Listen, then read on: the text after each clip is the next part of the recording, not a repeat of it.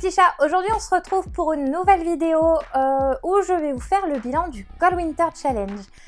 Comme je vous l'ai présenté dans une précédente vidéo, je vous mets le lien dans la description si vous avez loupé celle-ci. J'ai participé, donc c'était du 1er décembre au 28 février, au Cold Winter Challenge. Donc on avait 1, 2, 3, 4, 5 catégories avec 3 sous-catégories et qu'il fallait réussir à les finir pour le 28 février au plus tard. Je n'ai pas réussi à tout faire. Je vous explique tout de suite. Tout d'abord, n'oubliez pas de vous abonner à ma chaîne, de cliquer sur la petite cloche pour avoir les notifications, de mettre un petit pouce si vous avez aimé celle-ci et pourquoi pas de me laisser un commentaire pour me dire si vous y avez participé aussi. Je vous mets aussi dans la description ma chaîne Instagram ainsi que mon Facebook et bien sûr le lien du Cold Winter Challenge. On ne sait jamais si vous voulez y participer l'année prochaine.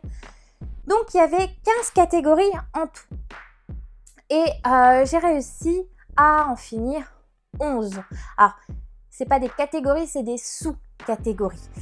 Au niveau des livres que je n'ai pas réussi à lire, c'était Demain est un autre jour.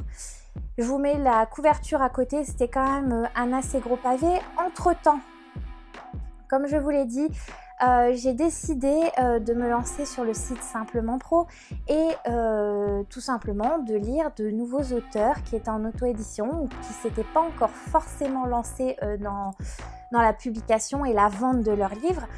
Donc du coup, j'avoue que à certains moments, j'ai mis le Cold Winter Challenge entre parenthèses. J'ai quand même réussi à faire 11 catégories sur les 15, c'est quand même pas mal. Bon, après dans les livres, il faut savoir qu'il y avait quand même l'histoire de la bête de Serena Valentino. Donc celui-ci n'était pas très gros. Et puis ça reparle un petit peu de Disney, etc. Il y avait aussi L'étrange Noël de Monsieur Jack. Donc c'est pareil, c'est un manga, donc c'était pas une lecture super longue.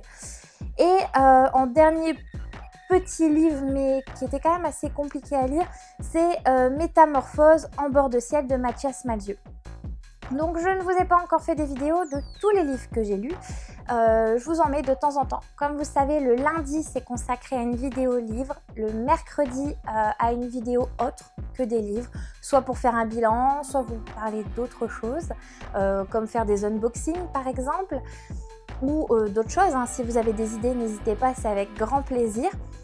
Donc voilà, j'essaye de vraiment vous partager une grande partie de mes lectures. Après, certains livres ne vont pas faire partie forcément des avis lecture, soit parce que on en a entendu trop parler. J'ai essayé de vous parler de Lika Bog, mais j'ai pas eu un grand succès, donc je pense que c'était trop, qu'il y a eu trop de médiatisation autour de ce livre, etc. Donc je laisse tomber les gros livres et je vais me concentrer sur des petites pépites que j'ai trouvées et que je partage avec vous. Donc voilà, il y avait aussi #infirmière. Alors, c'est Caroline Estremo. Alors, ce n'est pas un contexte très marrant avec le Covid. Et je vous avouerai que de me replonger dans un livre, dans un milieu hospitalier, j'avais pas envie. J'ai un infirmier à la maison. On parle de temps en temps hein, de choses et d'autres. Mais pas de maladie, pas de tout ça. En ce moment, j'en ai vraiment pas envie. On en entend trop parler. Donc celui-là, je le laisse en pause, soit pour cet été pendant les vacances peut-être, ou alors tout simplement quand la médiatisation du Covid va se diminuer un petit peu parce que là, je sature, je n'en peux plus. Voilà. Il y a Hollow City aussi, que je n'avais pas lu, donc c'est la suite de Miss Peregrine. Mais voilà, c'est un gros pavé et il demande quand même beaucoup de concentration. Et comme en ce moment, je lis un petit peu entre deux activités, c'est assez compliqué. C'est un livre que je ne pouvais pas me permettre. Surtout qu'il y avait la préparation des fêtes, etc. Donc ça a été très compliqué. C'est pas la meilleure période pour lire ce livre-là. Il y a aussi Nuit d'enfer au paradis de Stéphanie Meyer, donc celle qui avait écrit les Twilight. Je ne l'ai pas lu non plus, tout simplement parce que voilà, c'était le prochain sur ma liste. Malheureusement, on a déjà dépassé les délais, on est déjà en mars et donc du coup, il va être lu, mais il rentrera plus dans le Cold Winter Challenge. Voilà, tout simplement.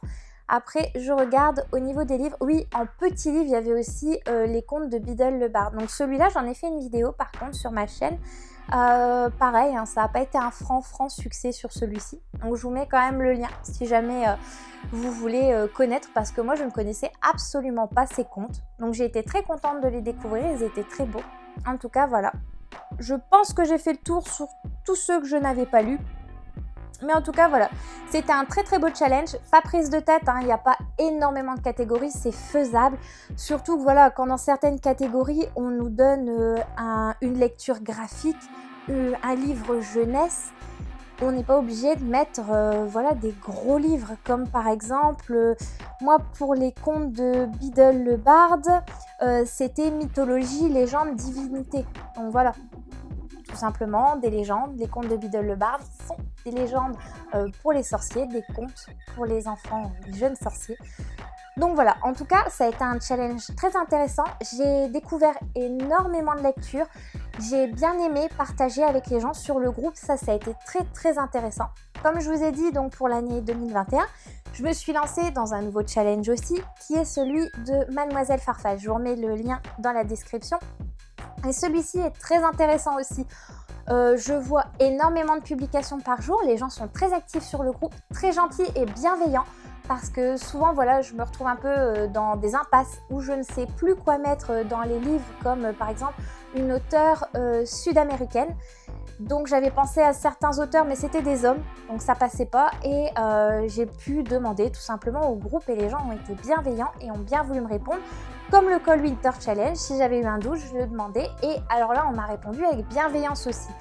Donc j'ai adoré ce côté échange, partage, j'ai découvert de nouvelles lectures, j'ai eu des avis lecture sur des choses que j'avais mais que je n'avais pas encore pris le temps de lire. Et j'en suis vraiment très ravie, c'est une très belle expérience. Je vais la renouveler l'année prochaine. J'ai vu qu'il y a un challenge aussi sous forme un peu comme Harry Potter avec des maisons Poudlard et tout ça. Donc pareil, je pense que celui-là je l'attends avec impatience. Je vous mets le lien aussi dans la description si jamais vous êtes curieux et que vous voulez voir aussi ce challenge. Pourquoi pas. Et n'hésitez pas à mettre des commentaires, à partager tout ce que vous avez à partager, à m'envoyer des messages, que ce soit en privé, en public, je réponds à tout. Je suis quand même très active sur Instagram, donc voilà, je vous partage régulièrement quand j'ai fini un livre, quand je recommence un. Des fois, je vous partage mes plantations, mes fleurs, mes figurines, voilà. J'aime bien partager un petit peu de tout avec vous, ça me fait plaisir. Et voilà. La vidéo touche à sa fin les petits chats, j'espère que ça vous a plu et pourquoi pas que ça vous ait tenté à essayer un challenge pour cette année ou l'année prochaine, pourquoi pas, il y en a des plus ou moins compliqués que d'autres. Comme je vous ai dit, moi j'avais commencé celui de Mademoiselle Farfalla, j'en ai fait une vidéo, je vous mets pareil le lien dans la description, mais c'est un challenge plus ou moins abordable où on arrive pas très loin quand même, des 60, c'est pas énorme par rapport à d'autres challenges où il y en avait plus de 100, là par contre c'est infaisable pour moi. Voilà, j'arrête de parler les petits chats, je pense que je vous en ai assez dit. En tout cas, j'espère que la vidéo vous a plu. N'oubliez pas de me mettre un petit pouce si vous avez aimé celle-ci. Et j'espère que vous vous portez bien. Et je vous dis à très vite les petits chats. Bisous!